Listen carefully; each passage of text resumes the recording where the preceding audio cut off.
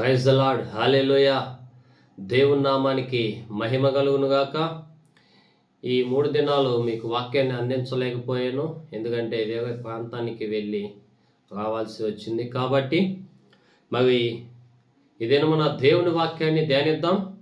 మత్తయి సువార్త 24వ అధ్యాయంలో యేసుక్రీస్తు ప్రభువారు ఆయన రాకడికి సూచనలు చెప్పి ఉన్నారు. వాటిల్లో 6వ వాక్యాన్ని మనం చదివి ధ్యానిద్దాం. మరియు మీరు యుద్ధములను గూర్చి యుద్ధ సమాచారములను గూర్చి వినబోదురు. మీరు కలవరపడకుండా చూచుకొనిడి. ఇవి జరగవలసి ఉన్నవి, కానీ అంతము వెంటనే రాదు. ఆమేన్, హల్లెలూయా. మరి శిష్యులు అడిగినప్పుడు యేసుక్రీస్తు ప్రభువు నీ భూమి మీద ఉన్నప్పుడు, అయ్యా నువ్వు నీ రాకడకి సూచనలు ఏంటంటే అవి చెబుతున్నావు అనమాట. అవి చెప్పుకుంటూ ఒకటి యుద్ధాలు జరుగుతాయి, యుద్ధ సమాచారాలు వింటారు, రాజ్యాల మీద రాజ్యాలు లెగుస్తాయి, కానీ అంతము వెంటనే రాదు. అంటే ఇక్కడ మనం ఈ వాక్యంలో చూసుకున్నట్లుగా అయితే ఇవి జరగవలసి ఉన్నవి. అంటే ఈ యుద్ధాలు జరిగితేనే కానీ దేవుని రాకడ అనేది రాదు. అంటే రాజ్యం మీద రాజ్యం లెగుస్తుంది. ఇప్పుడు ఇజ్రాయెల్ దేశం ఇరాన్ మీదకి లేచింది. మరి అమెరికా ఇరాన్ దేశం మీదకి యుద్ధాలు చేస్తుంది. అంటే ఒక రాజ్యం ఇంకొక రాజ్యం మీదకి వెళ్ళి యుద్ధాలు చేస్తున్నప్పుడు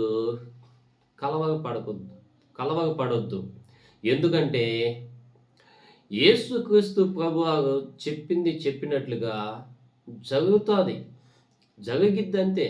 ఎందుకంటే ఆయన దేవుడై ఉన్నాడు. ఆమేన్, హల్లెలూయా. అంటే ఈ సృష్టిని సృష్టించిన దేవుడైన సృష్టికర్త అయిన దేవుడు యేసుక్రీస్తు ప్రభువారు మరి ప్రజలు ఎందుకు భయపడుతున్నారంటే యుద్ధాలు జరిగేటప్పుడు దేవుణ్ణి నమ్ముకొని ప్రజలు ఎత్తపడరు. దేవుణ్ణి నమ్ముకున్న ప్రజలు ధైర్యముగా నిరీక్షణ కలిగి ఉంటారు.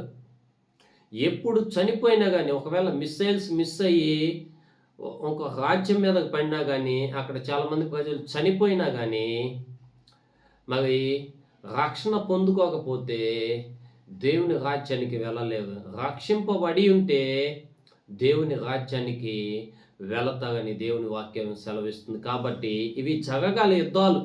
చాలామంది యుద్ధాలు ఆగిపోవాలని ప్రార్థన చేస్తారు. ఇప్పుడు యుద్ధాలు జరగటం వల్ల మనకే నష్టం, మన ప్రజలకి, మన దేశానికి నష్టం, చాలా ప్రపంచానికి నష్టం. కానీ దేవుని రాకడ రావాలంటే ఇవి జరగవలసి ఉన్నాయి. ఆమేన్, హల్లెలూయా. కాబట్టి ఇవి హెచ్చరికలు అనమాట. దేవుని దగ్గర నుంచి కొన్ని హెచ్చరికలు రాకడ